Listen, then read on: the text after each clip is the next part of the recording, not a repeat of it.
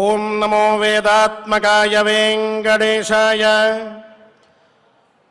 శ్రీమన్ శీతద్యుతిహసనముఖం రమ్యబింబాధరోష్టం గ్రీవాప్రాలంబి వక్షస్థల సతతనటద్వైజయంతీ విలాసం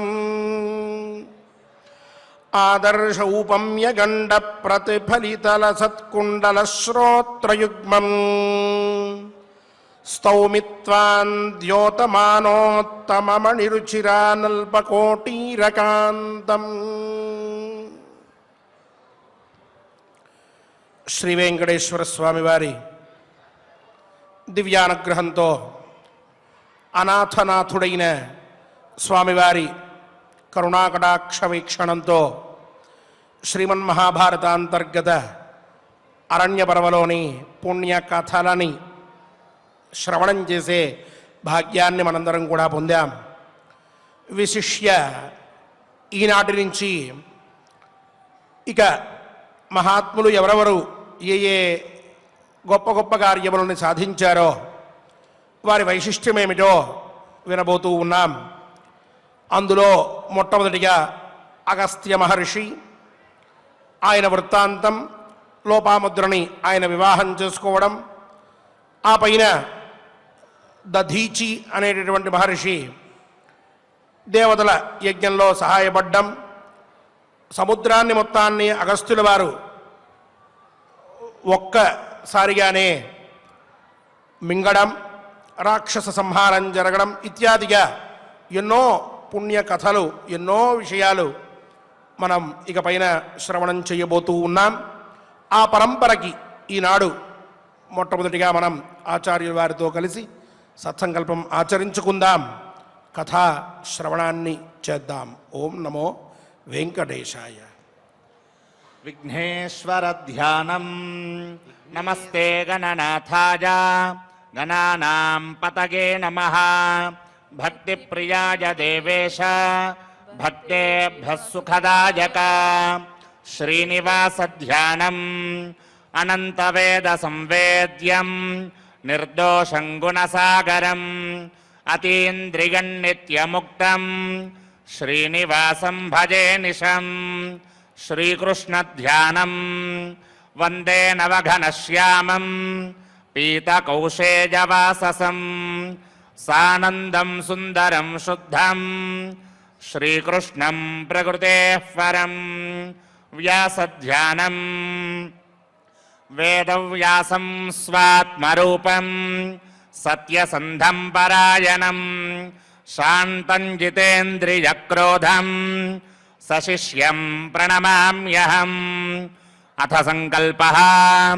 శ్రీమదాదివరాహ క్షేత్రే విరాజమానస్య జగద్రక్షణార్థమవతీర్ణస్య శ్రీమదఖిలాండకోటిబ్రహ్మాండనాయకస్య శ్రీవేంకటేశ్వర స్వామినః పరిపూర్ణానుగ్రహేణ సర్వేషాం భక్తజనానాం ఆధివ్యాధినివృత్తిద్వారా ఆయురారోగ్యైశ్వర్యాభివృద్ధ్యర్థం సర్వారిష్టనివృత్తిద్వారా సకలశ్రేయోభివృద్ధ్యర్థం ధర్మార్థకామమోక్షాఖ్య చతుర్విధా పురుషార్థసిద్ధ్యర్థం సమస్తపాపక్షయార్థం శ్రీపరమేశ్వర ప్రీత్యర్థం శ్రీమన్మహాభారతే వనపర్వణి యథాశక్తి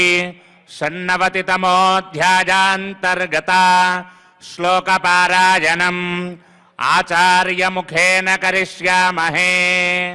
శ్రీకృష్ణ పరబ్రహ్మణే నమః.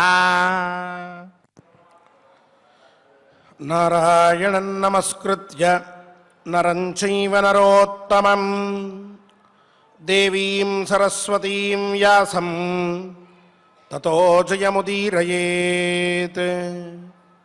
అథ షణ్ణవతితమోऽధ్యాయః. వైశంపాయన ఉవాచ తతః సంప్రస్థితో రాజా కౌంతేయో భూరి దక్షిణః అగస్త్యాశ్రమమాసాద్య దుర్జయాయామువాసః.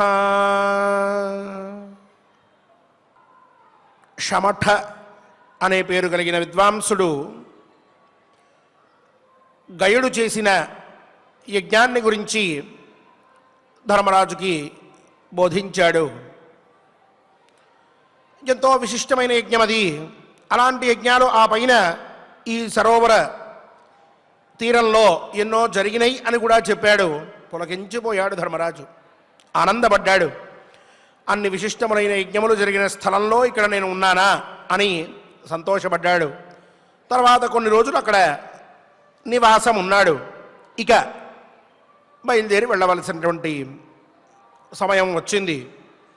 గయాక్షేత్రంలో తీర్థధర్మములన్నీ పూర్తి చేసి అక్కడి నుంచి ప్రయాణాన్ని ఆరంభించాడు. బయలుదేరి అలా వస్తూ వస్తూ అగస్త్యాశ్రమాన్ని చేరుకున్నాడు. మార్గ మధ్యంలో అగస్త్యాశ్రమం కనిపించింది. అక్కడ మణిమతి నగరం అని ఒక నగరం ఉన్నది. మణిమతి దానికి పేరు. అది దుర్జయమైనటువంటిది, ఎవరూ కూడా గెలవలేనటువంటి నగరం అది. అటువంటి నగరం కనిపిస్తే అక్కడ ఆగాడు. కొన్ని రోజులు నివాసం ఉందాం అనుకున్నాడు ఆ అగస్త్య మహర్షి యొక్క ఆశ్రమంలో సమీపంలో. ఇక అక్కడ ఉన్నప్పుడు ధర్మరాజుకి ఓ ప్రశ్న వచ్చింది, సందేహం కలిగింది. ఇక్కడ వాతాపి అనేటటువంటి వాడు ఉండేవాడు అని చెప్పి అంటూ ఉంటారే, ఏమిటో ఈ వృత్తాంతం తెలుసుకుందాం అని తత్రైవ లోమశం రాజా పప్రచ్ఛ వదతాం వరః అగస్త్యేనేహ వాతాపి కిమర్థం ఉపశామితః.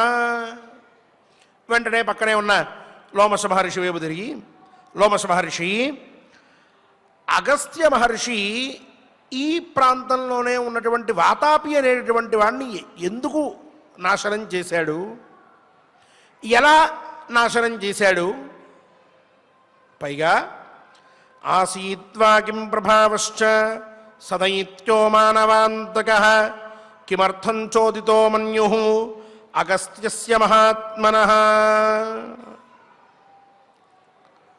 లోమశ మహర్షి, మనుష్యులందరినీ కూడా నాశనం చేయగలిగేటటువంటి శక్తి ఈ వాతాపి అనే రాక్షసుడికి ఉంది కదా.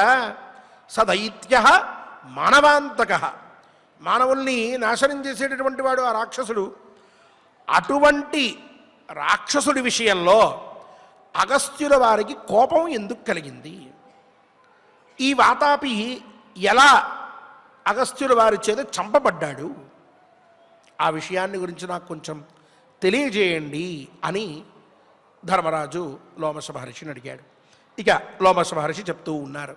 లోమశ ఉవాచ ఇల్వలో నామ దైతేయః ఆసీత్ కౌరవనందన మణిమత్యాం పురిపుర వాతాపిస్తస్య చానుజః. ధర్మరాజా, ఈ మణిమతీ నగరంలో పూర్వకాలంలో ఇల్వలుడు అనేటటువంటి పేరు కలిగిన ఒక రాక్షస రాజు ఉండేవాడయ్యా. ఆయనకి, ఆ రాక్షసరాజుకి, ఇల్వలుడికి వాతాపి అని ఓ తమ్ముడు కూడా ఉన్నాడు. దితి సంతానంలో వాడు ఈ ఇల్వలుడు అనేటువంటి వాడు అని చెప్పాడు. దితి సంతానము అనంటే కశ్యప మహర్షికి ఇద్దరు భార్యలు, ప్రజా కాశ్యప సంభవాహ అని చెప్తుంది ధర్మశాస్త్రం. మనందరం కూడా కశ్యప సంతానంగానే వ్యవహరింపబడుతూ ఉంటాం. ఆ కశ్యపుడికి ఇద్దరు భార్యలు. ఒక ఆవిడ పేరు దితి, ఇంకొక ఆవిడ పేరు అదితి. కశ్యపుడికి దితియందు సంతానం కలిగింది, అదితియందు కూడా సంతానం కలిగింది. దితియందు కలిగినటువంటి సంతానాన్ని దైత్యులు అని చెప్పి పిలుస్తారు. అంటే రాక్షసులు అని అర్థం. అదితి యందు కూడా సంతానం కలిగింది అని చెప్పుకున్నాం. ఆ అదితి యందు పుట్టినటువంటి సంతానాన్ని ఆదితేయాహ అని చెప్పి పిలుస్తూ ఉంటారు. వాళ్ళ పేర్లే దేవతలు అని కూడా అర్థం. మనం ఈ అదితి యొక్క సంతాన పరంపరలో ఈనాడు కొన్ని వందల వేల లక్షల పరంపరలు గడిచిపోగా ఇగో ఈనాడు మనం ఇట్లా మిగిలి ఉన్నాం. ఈ అదితి యొక్క సంతానంలో దేవతలు, తదనంతరం సాత్వికులైనటువంటి మనలాంటి వారం ఇట్లా ఉద్భవించాం. దితి సంతానంలో అందరూ రాక్షసులే పుట్టారు. దానికి ఒక కథ కూడా ఉన్నది, అది మనకి తెలుస్తుంది. ఇతపూర్వం కూడా విన్నాం మనం ఆ కథ, పైన కూడా మళ్ళీ సందర్భంలో చెప్పుకుందాం. ఈ దితి సంతానంలో పుట్టిన రాక్షసుల్లో ఇల్వలుడు అనేటటువంటి రాక్షసుడు కూడా ఒకడు. అతనికి ఓ తమ్ముడున్నాడు. ఆ తమ్ముడి పేరు వాతాపి. ఇక ఏమిటి వీళ్ళ యొక్క వృత్తాంతము అనంటే చెప్తూ ఉన్నారు. సబ్రాహ్మణం తపోయుక్తం ఉవాచ దితినందన పుత్రం మే భగవానేకం ఇంద్రతుల్యం ప్రయచ్చతు తస్మై సబ్రాహ్మణో నాదాత్ పుత్రం వాసవ సంమితం చుక్రోధసోసురస్తస్య బ్రాహ్మణస్య తతో భృశం. ఈ ఇల్వలుడు రాక్షసరాజు అని చెప్పుకున్నాం. ఈయన ఒకనాడు ఒక మహాత్ముడైనటువంటి తపస్సు చేత శక్తిని సాధించుకున్నటువంటి ఓ మహాత్ముణ్ణి, ఓ గొప్ప ఆయన్ని చూశాడు. ఋషి లాంటి వాడిని. ఆయన్ని చూసేటప్పటికి ఈ ఇల్వలుడికి ఓ కోరిక కలిగింది. మహాత్ముడినే మనం ఏం కోరుకుంటే అవి తీరుస్తాడు, కాబట్టి ఈయన్ని నేను ఒక కోరిక కోరుకోవాలి, నా ఆశయాన్ని ఇగో ఇలా సాధించుకోవాలి అని చెప్పి అనుకుని ఆయన దగ్గరికి వెళ్ళి నమస్కారం చేసి, అతి వినయం ధూర్త లక్షణం అన్నట్టుగా అన్ని వినయాలు ప్రదర్శించి, మహానుభావ నువ్వు గొప్పవాడివి, నువ్వు చాలా శక్తి సంపన్నుడివి అని ప్రార్థన చేసి, ఆ పైన మెల్లిగా పుత్రం మే భగవాన్ ఏకం ఇంద్రతుల్యం ప్రయచ్చతు. ఏకం పుత్రం ఇంద్రతుల్యం ప్రయచ్చతు, నాకు ఒక్క కొడుకుని ఇంద్రుడితో సమానమైనటువంటి వాడిని కాస్త అనుగ్రహించవయ్యా మహర్షి మహాత్మా. నువ్వు అది అనుగ్రహిస్తే ఆ వరాన్ని నేను మంచి పుత్రుణ్ణి పొందుతాను అని చెప్పి అన్నాడు. ఆయనేమీ సామాన్యుడు కాదుగా, తపస్సు చేత పరిశుద్ధమైనటువంటి మానసికమైన స్థితిని పొందినటువంటి వాడు ఆయన. ఆయన చూచాడు, వీడు రాక్షసుడు. ఇప్పుడు ఇంద్రతుల్యుడు అంటే ఇంద్రుడితో సమానమైనటువంటి ఓ కొడుకుని విడిగిస్తే ఇప్పటికే మనుషులందరినీ చంపేస్తున్నాడు. రాక్షసుడైనందువల్ల విశేషమైన శక్తులు ఉన్నాయి. రేపు ఈ కొడుకును వెంటబెట్టుకుని దేవతల మీదకి యుద్ధానికి వెళ్తాడు. వారితో యుద్ధం చేసి లోకాన్ని మొత్తాన్ని కూడా నాశనం చేస్తాడు, అధర్మాన్ని వ్యాపింపజేస్తాడు. ఇటువంటి వాడికి అంటే పాత్రత లేనటువంటి వాడికి నేను వరం ఇవ్వడమా? అర్హత లేదు వీడికి, కాబట్టి ఇవ్వకూడదు అని నిశ్చయం చేసుకుని అది కుదరని పనయ్యా అని చెప్పాడు. వీడు ప్రార్థించాడు, అయ్యయ్యా బాబు ఏమనుకోవద్దు, కాస్త చూడండి, ఒక్కడినే అడుగుతున్నాను, నేను 100 మందిని అడగట్లేదు. ఇంద్రుడితో సమానమైన వాడు ఇది చాలు, ఇంకెవరు అవసరం లేదు, అదొక్కటి దయచేసి అనుగ్రహించండి అని ఎన్నోసార్లు బతిమాలాడు. ఆయన కుదరదంటే కుదరదన్నట్టుగా ఇది ఇవ్వను అని చెప్పేశాడు మొహం మీద. సాధారణంగా రాక్షస ప్రవృత్తి ఎలా ఉంటుందంటే, కొంతమంది మనుషుల్లో కూడా మనం చూస్తూ ఉన్నాం, వాళ్ళు అడుగుతారు, అవతల వారు కాదంటారు, మళ్ళీ అడుగుతారు, కాదంటారు, మళ్ళీ అడగడం మొదలు పెడతారు. మధ్యలో ఏవో ఆశలు చూపిస్తారు, అందలం ఎక్కిస్తారు, ఏవేవో ఊహల్ని కల్పిస్తారు, ఏదో ఒక విధంగా వారు అనుకున్నది పొందాలి అని ప్రయత్నం చేస్తారు.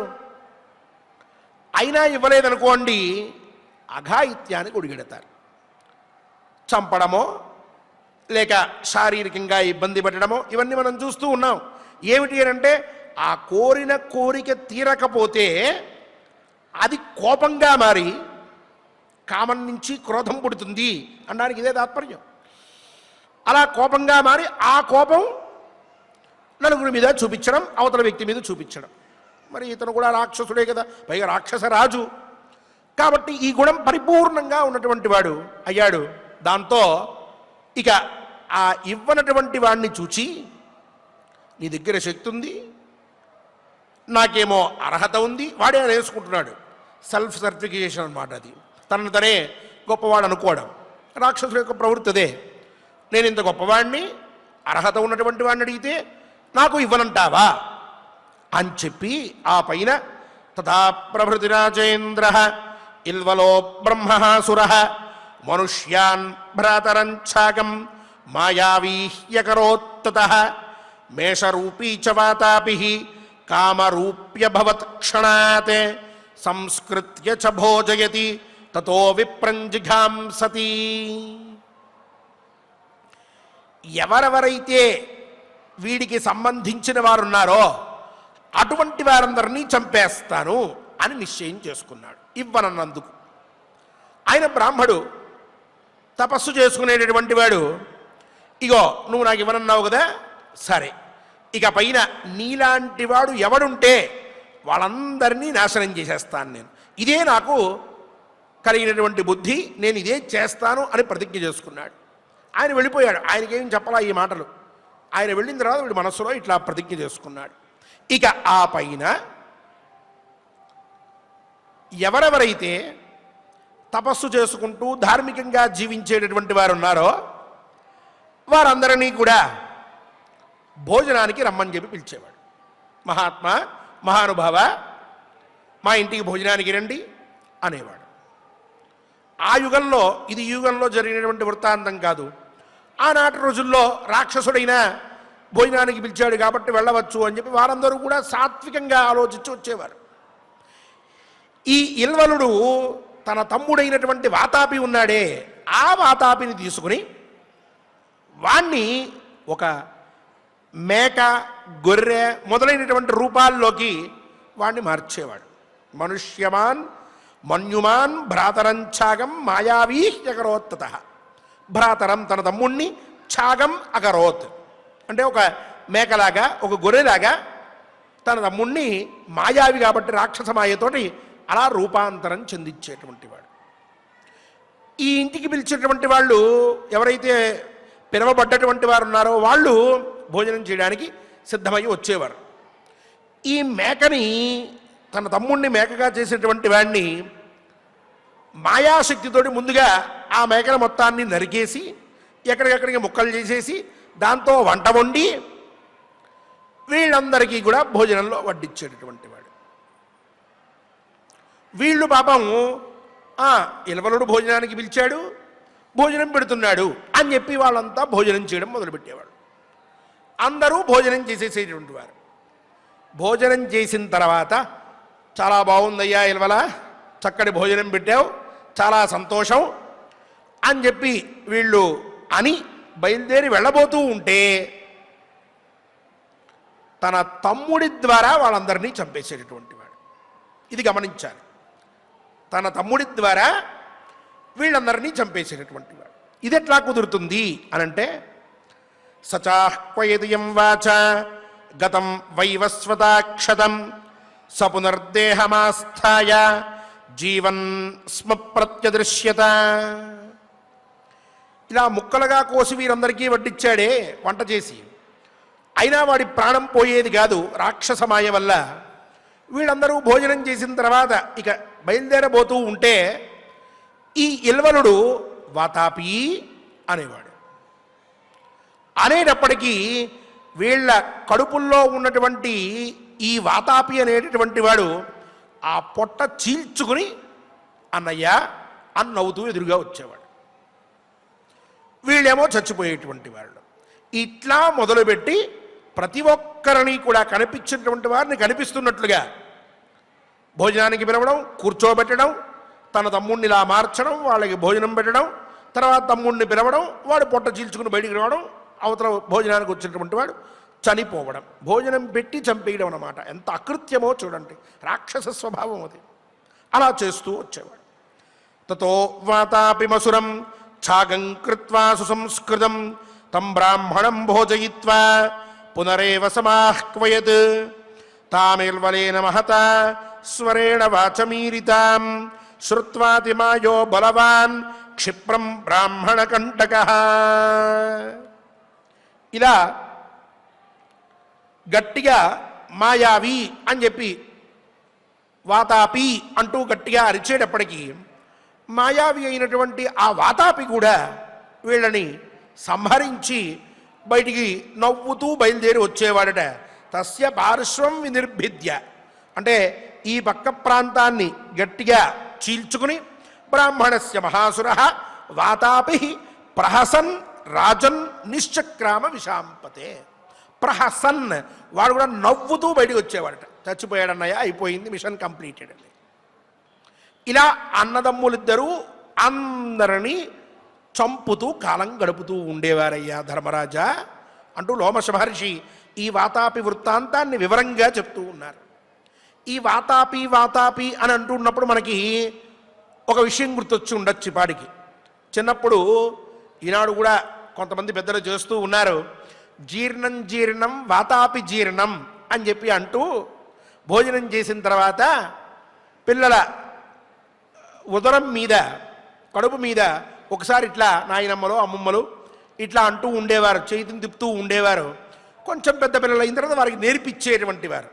ఎందుకో కూడా మనం భవిష్యత్తులో తెలుసుకుంటాం. ఏదో పూర్వం కూడా ఒకసారి అనుకున్నాం ఈ మాట గురించి. ఇలా వాతాపి ఇల్వులు ఇద్దరూ కలిసి అందరినీ కూడా నాశనం చేస్తూ ఉంటే ఆ పైన వీళ్ళ ఆగడాలు ఎవరు కూడా గుర్తించేటటువంటి వారు లేకపోవడంతో ఇలా వీళ్ళ కాలం గడుస్తూ ఉండేది. ఏవం స బ్రాహ్మణాన్ రాజన్ భోజయిత్వా పునః పునః హింసయామాస దైతేయః ఇల్వలో దుష్టచేతసః. ఈ చనిపోయినటువంటి బ్రాహ్మణ శరీరం, ఒక వ్యక్తి శరీరం అక్కడ పడి ఉంటే ఈ అన్నదమ్ములిద్దరూ కలిసి ఆ శరీరాన్ని మళ్ళీ వండుకొని ఇద్దరూ ప్రతిరోజు తృప్తిగా భోజనం చేసేటువంటి వారట. ఇది కూడా మళ్ళీ అలా వీళ్ళిద్దరూ కూడా కాలం గడుపుతూ ఉంటే అగస్త్యశ్చాపి భగవాన్ ఏతస్మిన్ కాల ఏవతు పితॄన్ దదర్శగర్తే వై లంబమానాన్ అధోముఖాన్. ఆ రోజుల్లో అగస్త్య మహర్షి అలా దేశ పర్యటన చేస్తూ ఉన్నారు. ఆయన ఓ దగ్గరికి వెళ్ళేటప్పటికీ ఒక పెద్ద గొయ్యి కనిపించింది ఆయనకి. చూచాడు గోతి లోపలికి, ఏవో అరుపులు వినిపిస్తూ ఉన్నాయి. ఏమిటి గొయ్యి అని చెప్పి దగ్గరికి వెళ్ళి చూచాడు. అక్కడ పితృదేవతలు అందరూ కూడా అధోముఖంగా అంటే కాళ్ళు పైకి తల కిందకి పెట్టుకుని ఆ గోతిలో వారంతా కూడా ఏడుస్తూ ఉన్నారట. చూచాడు ఈయన. చూచి సోపృచ్ఛత్ లంభమానాన్ స్తాన్ భవంత ఇవ కంపితాః కిమర్థం వేహలంబధ్వం గర్తే యూయమధోముఖాః. ఈయన అడిగాడు, అయ్యా ఎవరు మీరు? ఎందుకు ఇట్లా ఈ గోతిలో అధోముఖంగా వేలాడుతూ ఉన్నారు తలకిందులుగా? ఏం జరిగింది, ఏమైంది అని చెప్పి వీళ్ళు ఎందుకు ఇలా కష్టపడుతున్నారు అని అనుకుంటూ ప్రశ్నించేటప్పటికీ ఆ గోతిలో ఉన్నటువంటి ఆ పితృదేవతలందరూ కూడా నీ వల్లే మాకు ఈ గతి పట్టిందయ్యా అన్నారు. కతుక్కుమన్నాడు ఈయన. ఇదేమిటి, ఇది మరీ బాగుంది, నా పని మీద నేనేదో వెళ్తూ ఉన్నాను, మధ్యలో వచ్చి చూస్తే ఇక్కడేమో గోతిలో వీళ్ళు తలకిందులుగా వేలాడుతున్నారు, ఎందుకంటే నేనంటారేమిటి, నేనేం చేశాను? తప్పక నియమనిష్టలతోటే ఉంటున్నాను, తపస్సు చేసుకుంటున్నాను, ధార్మికంగా జీవిస్తున్నాను, నా వల్ల వీళ్ళకి గతి పడ్డమేమిటి అన్నట్టుగా చూచాడు వాళ్ళ వైపు. ఆ పైన వాళ్ళు అన్నారు, సంతానహేతోరితితే ప్రత్యూచుర్బ్రహ్మవాదిన. నాయన, సంతానం అనేటటువంటిది కొనసాగకపోవడం వలన ఇగో మాకు ఈ కర్మ పట్టింది నాయన, ఇలా ఉన్నాం మేము అన్నారు వాళ్ళు. అని మళ్ళీ చెప్తూ ఉన్నారు, తే తస్మై కథయామాసు వయంతే పితరస్వకాః గర్తమేతమనుప్రాప్తాః లంబామః ప్రసవార్థినః. నాయన, మేమంతా కూడా తే పితరస్వకాః, నీ పితృదేవతలము.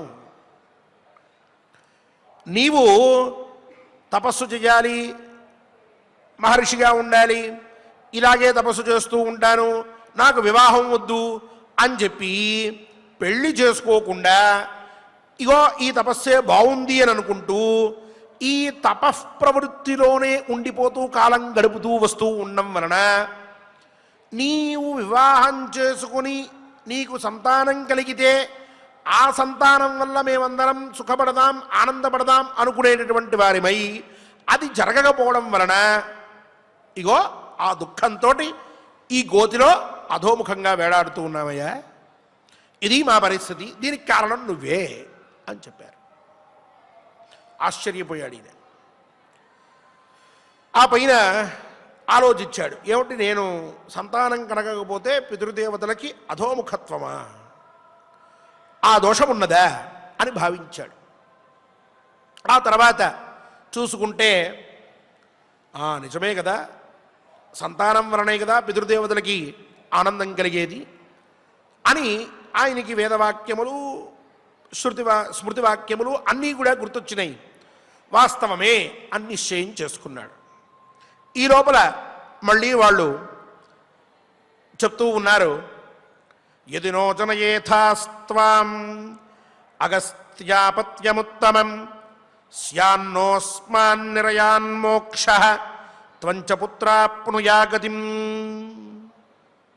నాయన, మాకు పట్టిన ఈ గతి పోవాలి అనంటే, మేమంతా సుఖంగా ఉండాలి అనంటే నువ్వు తప్పక వివాహం చేసుకుని సంతానాన్ని కనాలి. సంతానం కనడం వల్ల మాత్రమే పితృదేవతలు తృప్తి చెందుతారు, పైగా నువ్వు కూడా సద్గతిని పొందుతావు. ఈ మాట కూడా బాగా మనం గుర్తుపెట్టుకోవాలి. నీవు కూడా సంతానం కలగడం వలన సద్గతిని పొందుతావు, అందువల్ల తప్పక సంతానాన్ని కనవలసింది వివాహం చేసుకుని అని చెప్పారు. అగస్త్య మహర్షి ఆలోచించాడు, ధర్మమే వీరు చెప్పినటువంటిది, న్యాయమైన మాట అని అనుకున్నాడు. ఆ పైన ఆయన తన ప్రయత్నాన్ని ఆరంభించాడు. ఇక్కడ ఒక చిన్న మాట మనం చెప్పుకోవాలి. ఈనాడు కొంతమంది అది ఒక గొప్పతనమనో లేక సమాజాన్ని తమేదో మార్చేస్తున్నామనో అథవా ఏదో తమకి మాత్రమే అంత గొప్ప ఆలోచన వచ్చిందనో భావిస్తూ మాకు సంతానం వద్దు, మేము వాళ్ళని కండం, మళ్ళీ వాళ్ళు ఇంకొకరిని కండం, ఇదంతా అనవసరం, లేనిపోని లంపటం అని, ఇంకొందరు మాకు పెళ్ళొద్దు, ఇలాగే ఉంటాం, బాగుంది అని అనుకుని అట్లా విచిత్రమైన ఆలోచనల్ని పెట్టుకుని కాలాన్ని గడుపుతూ ఉన్నారు. సంతానం అనేటటువంటిది కలిగితే పితృదేవతలు తృప్తి చెందుతారు అనేటటువంటి మాట వాస్తవమైనది, అందులో సందేహం లేదు. బ్రహ్మచర్యేణ ఋషిభ్య యజ్ఞేన దేవేభ్య ప్రజయా పితృభ్య అంటూ వేదం కూడా సంతానం వలనే పితృదేవతల తృప్తి కలుగుతుంది, వారి రుణం నుంచి మనిషి విముక్తుడవుతాడు అని చెప్పారు. ఎవ్వరు పుట్టినా ప్రతి ఒక్కరూ కూడా 3 రుణాలతో పుడుతున్నారు అని చెప్పి, అంటే ప్రతి ఒక్కరం కూడా అప్పుతోనే పుడుతున్నాం. ఎవరు కూడా ఆగర్భ శ్రీమంతుడు అన్నటువంటి వాడు లేడు సృష్టిలో. ఆ పేరు ఏదో కొంతమంది విషయంలో అలా వాడుతూ ఉంటారు, కానీ ఆగర్భ శ్రీమంతుడు అంటే పుట్టక ముందర నుంచే డబ్బు ఉన్నటువంటి వాడు అనేటటువంటి మాట అది లౌకికమైనటువంటి ధనాన్ని చూసి చెప్తారు తప్ప అది వాస్తవమైన మాట కాదు. పుట్టినప్పటి నుంచి పుడుతూనే 3 అప్పులతో పుడతాడు మనిషి. ఒకటేమో ఋషులకి సంబంధించిన అప్పు, రెండవదేమో దేవతలకి సంబంధించిన అప్పు, మూడవదేమో పితృదేవతలకి సంబంధించినటువంటి అప్పు. ఈ 3 తీర్చుకోవడానికే బతకడం మొదలుపెట్టారు. జీవనం అంతా అయ్యేటప్పటికీ ఆ 3 రుణాలు తీర్చుకోవాలి, తద్వారా ఉత్తమ గతిని పొందుతాడు అని చెప్పింది శాస్త్రం. ఈ సంతానం అనేటటువంటి దానివల్ల పితృదేవతల యొక్క రుణం తీరడం అనేటటువంటిది శాస్త్రసిద్ధమైంది. సరే, నాకు పితృదేవతలు కనిపించలేదు, వాళ్ళ రుణం నాకు అసలు కనిపించలేదు, కాబట్టి నాకు వాటి మీద నమ్మకం లేదు అని అంటే కూడా వాళ్ళు ఉత్తమ గతికి వెళ్ళడం వెళ్ళకపోవడం తర్వాత మాట, సంతానాన్ని కనకపోతే నువ్వు అధోగతి పాలైపోతావు. ఇది ఇప్పుడున్న సమాజంలో మనం బాగా గమనిస్తే స్పష్టంగా తెలిసేటటువంటి మాట. ఈరోజు బాగుంటుంది, 30 ఏళ్ళు 40 ఏళ్ళు వరకు బాగుంటుంది, 50 ఏళ్ళు 60 ఏళ్ళ వరకు కూడా నడిపించొచ్చేమో. కానీ ఆ తర్వాత క్రమక్రమంగా నాకు వీళ్ళున్నారు కాబట్టి సంతానం అవసరం లేదు, నాకు వీళ్ళున్నారు కాబట్టి ఇంకొకరితో అవసరం లేదు, నాకు వీళ్ళు సహకరిస్తారు కాబట్టి ఎవరితోటి నాకు సంబంధం లేదు అని ఎవరిని చూచైతే మనం అనుకుంటూ ఉంటామో వాళ్ళందరూ క్రమక్రమంగా మన నుంచి దూరం అయిపోతారు కాలక్రమంలో. చివరికి చూస్తే మనం ఒక్కరం నిలబడతాం. ఆనాడు చూస్తే మనకంటూ ఎవడు మిగలడు. ఎవరు చూచినా ఆ రోజు నాకేమిస్తావు, ఎంత ఇస్తావు అనే మాట్లాడతారు తప్ప మన క్షేమాన్ని, మన యొక్క శ్రేయస్సుని, మన యొక్క సుఖాన్ని, మన యొక్క బాధ్యతని ఆలోచించి ఎవరు కూడా మనతో వ్యవహరించేటటువంటి వారు ఉండరు. ఎవరు ఆ ప్రకారంగా చేయగలరు అంటే సంతానం మాత్రమే చేయగలరు. వాళ్ళకి మాత్రమే మన మీద అవ్యాజమైనటువంటి ప్రేమ వాత్సల్యం ఉంటాయి. వారు మాత్రమే మనల్ని వారు బాధ్యతగా అనుకుని కాపాడుతారు, మనల్ని చూసుకుంటారు, మనల్ని రక్షిస్తారు. ఇది లోకంలో నిరూపితమైనటువంటి విషయం. కావున సంతానం వద్దు, మేమేదో కొత్తగా ట్రెండ్ సెట్ చేస్తాం, అవన్నీ ఏం నడవవు. ఎక్కడో చెప్పుకోవడానికి అయితే బాగుంటాయేమో కానీ ఆ మాటలు ప్రాక్టికల్గా చూసుకుంటే వ్యవహారంలోకి దిగిన తర్వాత కొన్ని రోజుల దాకా ఆ మాటలు వినడానికి బాగుంటాయి తప్ప దీర్ఘకాలం వాటి వల్ల ఏమాత్రమూ ప్రయోజనం లేదు. అది ఆ స్పష్టమైనటువంటి జ్ఞానం మనకి ఈ శ్లోకం వల్ల చక్కగా తెలుస్తూ ఉన్నది, కలుగుతూ ఉన్నది. ఒకటి, నీవు వివాహం చేసుకునే సంతానం కంటే మేమందరం సుఖపడతామని చెప్పారు ఆ పితృదేవతలు. రెండవ మాట, ఇందాక అందుకనే గుర్తుపెట్టుకోవాలని చెప్పాను, నువ్వు కూడా దీనివల్ల సద్గతిని పొందుతావు. అగస్త్య మహర్షి అంతటి వాడికి ఆయన పితృదేవతలు నువ్వు సద్గతిని పొందుతున్నావు అని అంటే ఆయనకి ఏం సద్గతి కావాలి? మహర్షికి ఆయనకి లేనిదే ఉంది. కానీ ఆయన ఆ మాట మాట్లాడారు అంటే వాళ్ళందరూ ఆయన ఉద్దేశించి అన్నారు అని అంటే సంతానం వల్ల సామాన్యుడికైనా గొప్పవాడికైనా ఒక ఉత్తమ గతి అనేది తప్పకుండా కలుగుతుంది. కావున సంతానం అనేది మన భారతీయ సనాతన సంప్రదాయంలో అది అతి ముఖ్యమైనటువంటి విషయం. పైగా ఓ కుటుంబ వ్యవస్థ, దాంట్లో కొన్ని అనుబంధాలు, ఆ అనుబంధాలతోటి మన జీవితం అనేది సంతోషంగా గడవడం, దాంట్లో వచ్చే సుఖదుఖాలు, కష్ట నష్టాలు, అక్కడేదో నష్టం ఉంది అని చెప్పి భయపడిపోయి దూరం వెళ్ళిపోవడం అనేది పిరికి వాళ్ళు చేసేటువంటి పని. దానికి ఒక అబద్ధం మాట మేము ట్రెండ్ సెట్ చేస్తున్నామని అది కూడా మాట్లాడకూడదు. ఏమన్నా కష్టాలున్నా ఆ కష్టాలతో పాటు ఎన్నో సుఖాలు కూడా ఉంటాయి. కావున సంతానాన్ని కనడం, సంతానం ద్వారా సుఖాన్ని పొందడం, ఏదైనా కష్టం కలిగినా దాన్ని ఈ సుఖంతో పాటుగా వచ్చినటువంటిదిగా భావిస్తూ ఉండడం, తద్వారా ఆ సుఖాన్ని చక్కగా అనుభవిస్తూ అలౌకికమైనటువంటి సంతాన ప్రపంచంలో ఆనందంగా జీవించడం అనేటటువంటిది భగవంతుడు ఇచ్చినటువంటి వరం మనకి. దాన్ని సద్వినియోగం చేసుకుంటూ కుటుంబ వ్యవస్థని కాపాడుకుంటూ మనందరం కూడా సుఖంగా సంతోషంగా ఉన్నట్లయితే తద్వారా మనిషి పూర్ణత్వాన్ని పొందుతాడు. మనిషి ఎప్పుడు పూర్ణత్వాన్ని పొందుతున్నాడు అనంటే సంతానం కలిగినప్పుడు మాత్రమే మనిషి పూర్ణత్వాన్ని పొందుతున్నాడు. ప్రజయాహి మనుష్య పూర్ణ, వేదం చెప్పినటువంటి మాట అది. సంతానం చేతనే మానవుడు పూర్ణుడు అవుతున్నాడు. అంటే పరిపూర్ణంగా వాడికి అన్నీ కూడా సిద్ధించినట్లు లెక్క అని చెప్పారు. కావున అటువంటి సంతానం కలగడం వల్ల అందరూ కూడా పూర్ణత్వాన్ని పొందాలి. అందరూ పూర్ణులైతే అప్పుడు పూర్ణ పురుషుడైనటువంటి పరమాత్మ అనుగ్రహం కలుగుతుంది. ఆ విధంగా అందరినీ కూడా పూర్ణుల్ని చేయమని, పూర్ణత్వం అందరి యందు కలిగించమని స్వామివారిని ప్రార్థిద్దాం. పై వృత్తాంతాన్ని రేపటి కథాశ్రవణంలో అందరం కూడా శ్రద్ధగా విందాం. ఓం నమో వెంకటేశాయ. ఓం నమో వెంకటేశాయ. చక్కగా మనం ఆచార్యుల వారి ద్వారా ఇల్వలుడు వాతాపి వారి ఇరువురుల యొక్క వృత్తాంతాన్ని మనం తెలుసుకుంటూ ఉన్నాం. తత్సందర్భానుసారంగా సంతాన విషయాన్ని కూడా చక్కగా అనేక ధర్మములతో ముడిపడి ఉన్నది అనేటటువంటి విషయాన్ని కూడా మనం తెలుసుకున్నాం. సహజంగా ఒక్క విషయం మనం తెలుసుకొని యథావిధిగా పారాయణాన్ని ఉపక్రమిద్దాం. శాస్త్రంలో ఏం చెబుతారు అని అంటే, దేవైశ్చాపి మనుష్యైశ్చ తిర్యక్ యోనిభిరేవచ, దేవతల చేత మనుష్యుల చేత తిర్యక్ జంతు జాలాదుల చేత అందరి చేత కూడా గృహస్థాశ్రమం అనేటటువంటిది నిత్యము కూడా సేవింపబడుతూ ఉంటుంది. కాబట్టి తస్మాత్ శ్రేష్ఠో గృహాశ్రమి, అందువలన గృహస్థాశ్రమాన్ని ప్రతి ఒక్కరూ కూడా అవలంబించాలి.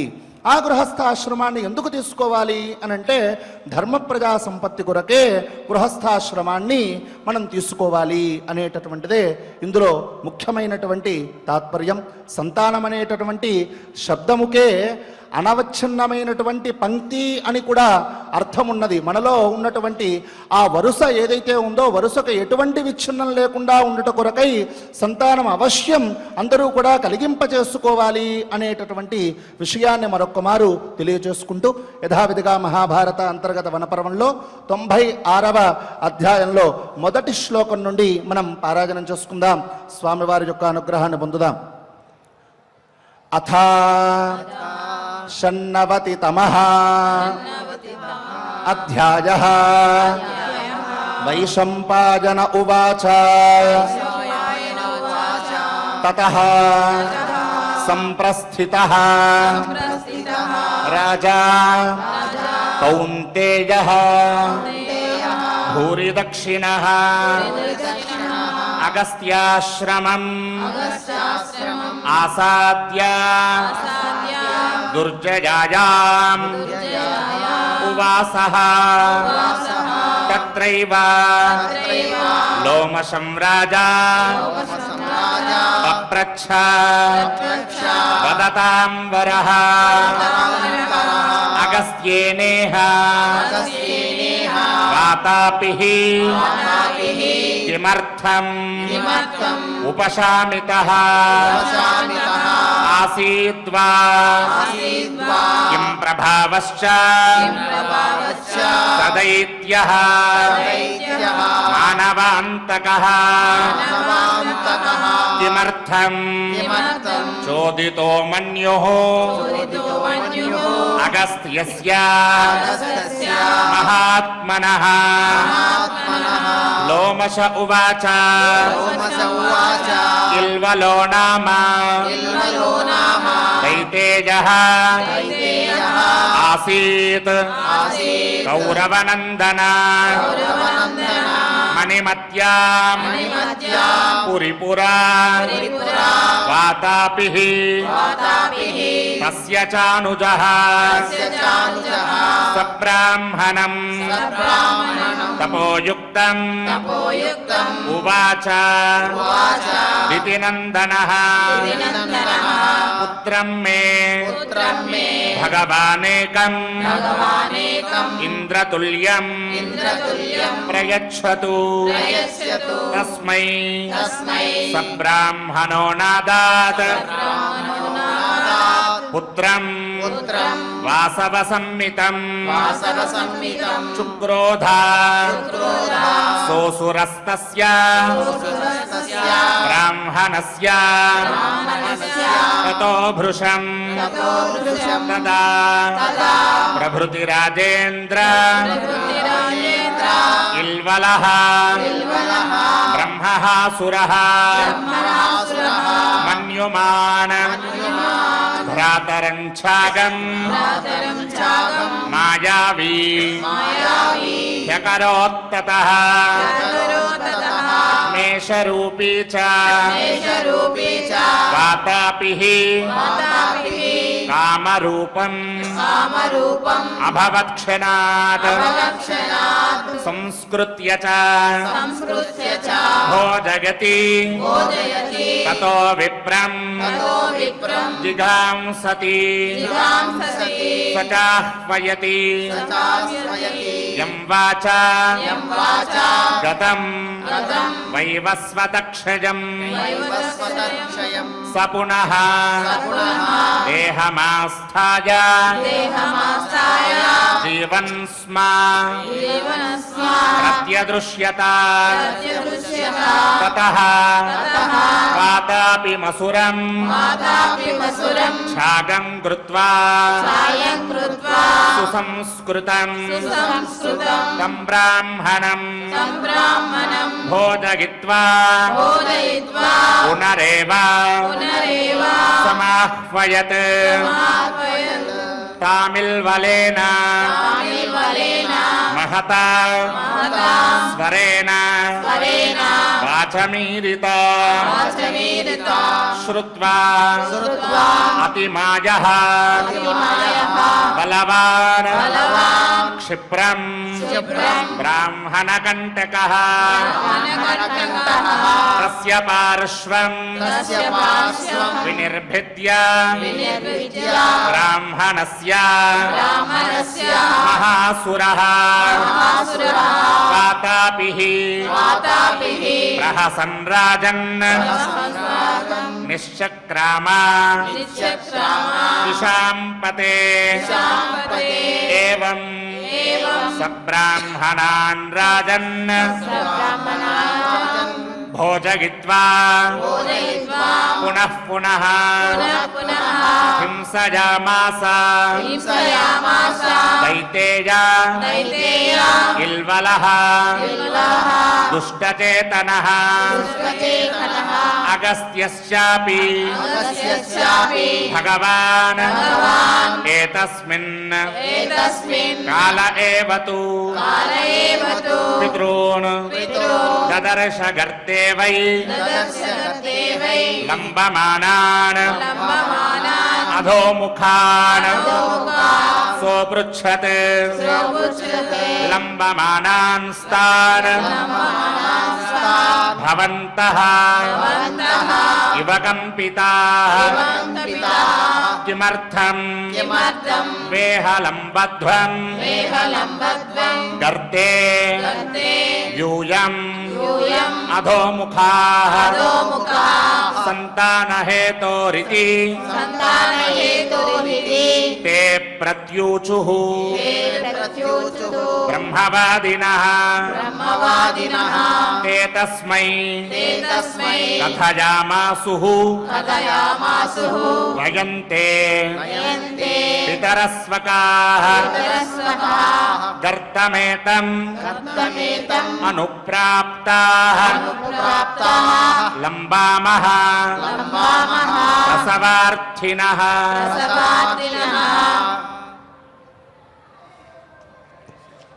ఓం నమో వెంకటేశాయ.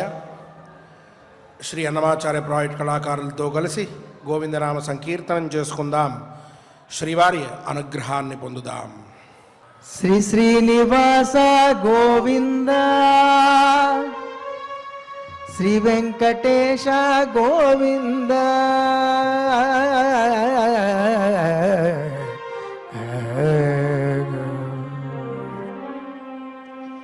శ్రీ శ్రీనివాస గోవింద శ్రీ వెంకటేశ గోవింద భక్తవత్సల గోవింద భాగవత ప్రియ గోవింద నిత్య నిర్మల గోవింద నీలమేఘ శ్యామ గోవింద పురాణ పురుష గోవింద పుండరీకాక్ష గోవింద నందనందన గోవింద నవనీత చోర గోవింద పశుపాలక శ్రీ గోవింద పాప విమోచన గోవింద దుష్ట సంహార గోవింద దురిత నివారణ గోవింద శిష్ట పరిపాలక గోవింద కష్ట నివారణ గోవింద హరి గోవింద హరి గోవింద గోకుల నందన గోవింద గోవింద హరి గోవింద గోకుల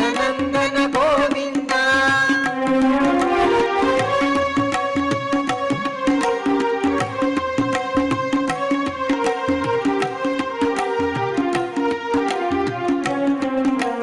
వజ్రమకుటధర గోవింద వరాహమూర్తి గోవింద గోపీ జనలోల గోవింద గోవర్ధనోద్ధర గోవింద దశరథ నందన గోవింద దశముఖమర్దన గోవింద పక్షివాహన గోవింద పాండవ ప్రియ గోవింద మత్స్యకూర్మ గోవింద మధుసూదన హరి గోవింద వరాహ నరసింహ గోవింద వామన భృగురామ గోవింద బలరామానుజ గోవింద ఔద్ధ కల్కిధర గోవింద వేణుగాన ప్రియ గోవింద వెంకటరమణ గోవింద హరి గోవింద హరి గోవింద గోకుల నందన గోవింద గోవింద హరి గోవింద గోకుల నందన గోవింద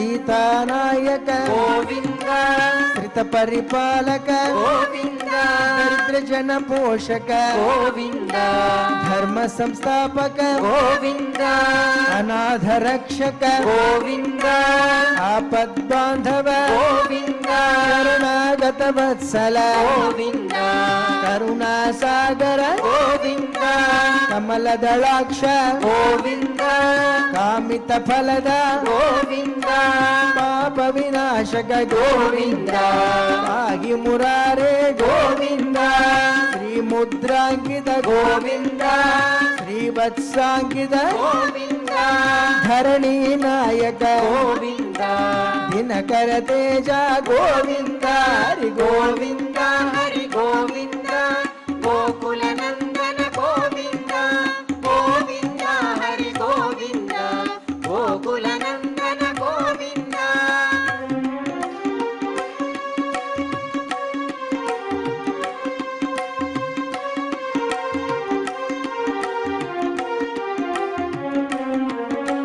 పద్మావతి ప్రియ గోవింద ప్రసన్నమూర్తి గోవింద అభయహస్త గోవింద అక్షయ వరద గోవింద శంఖ చక్రధర గోవింద రాజగదాధర గోవింద గిరిజా తీర్థస్థ గోవింద విరోధి మర్దన గోవింద సాలగ్రామధర గోవింద సహస్రనామ గోవింద లక్ష్మీ వల్లభ గోవింద లక్ష్మణాగ్రజ గోవింద కస్తూరి తిలక గోవింద కాంచనాంబర్ధర గోవింద గరుడ వాహన గోవింద గజరాజ రక్షక గోవింద హరి గోవింద హరి గోవింద గోకుల నందన గోవింద గోవింద హరి గోవింద గోకుల నందన గోవింద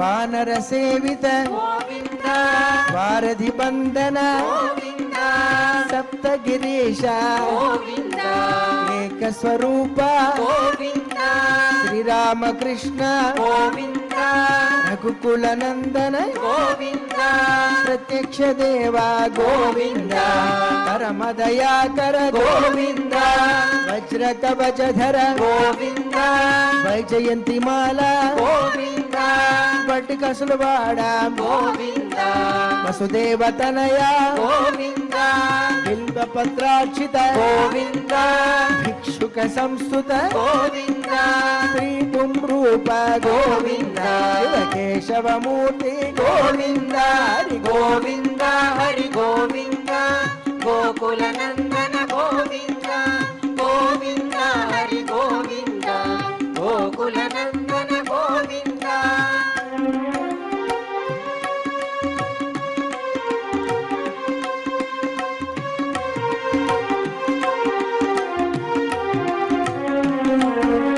బ్రహ్మాండ రూప గోవింద భక్త రక్షక గోవింద నిత్య కళ్యాణ గోవింద నీరజనాభ గోవింద ఆధిరామ ప్రియ గోవింద హరి సర్వోత్తమ గోవింద జనార్దన మూర్తి గోవింద జగత్ సాక్షి రూప గోవింద అభిషేక ప్రియ గోవింద అపన్నివారణ గోవింద రత్న కిరీట గోవింద రామానుజనుత గోవింద స్వయం ప్రకాశ గోవింద ఆశ్రిత పక్ష గోవింద నిత్య శుభ ప్రద గోవింద నిఖిల లోకేశ గోవింద హరి గోవింద హరి గోవింద గోకుల నందన గోవింద గోవింద హరి గోవింద గోకుల నందన గోవింద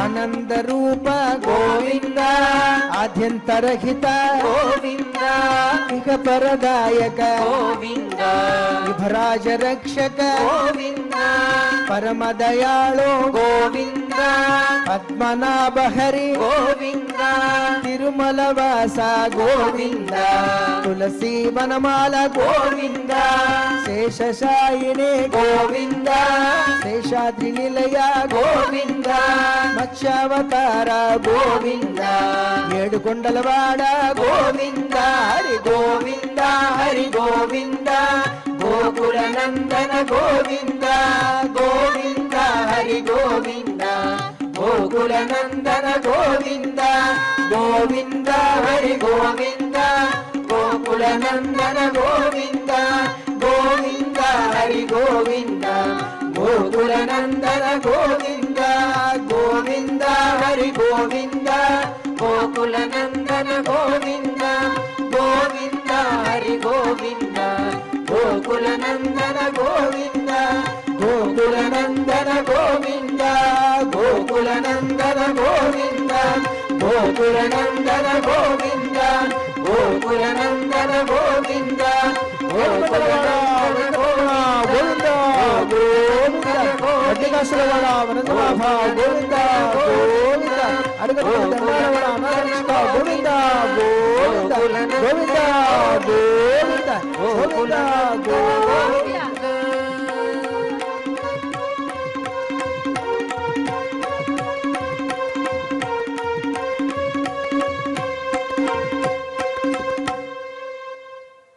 యథావిధిగా కార్యక్రమంలో భాగంగా క్షమాప్రార్థనాది మంగళాంతంగా ఈ కార్యక్రమాన్ని పూర్తి చేసుకుందాం.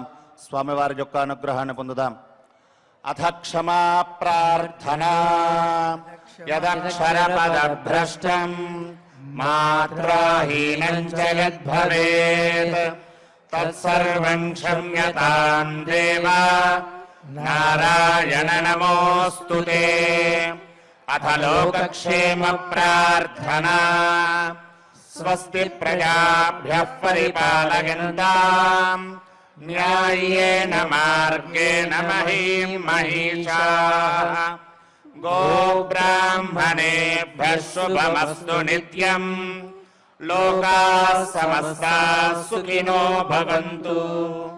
అథ భగవత్సమర్పణం కాయేన వాచా మనసేంద్రియైర్వా బుద్ధ్యాత్మనా వా ప్రకృతే స్వభావాత్ కరోమి యద్యత్ సకలం పరస్మై నారాయణాయేతి సమర్పయామి.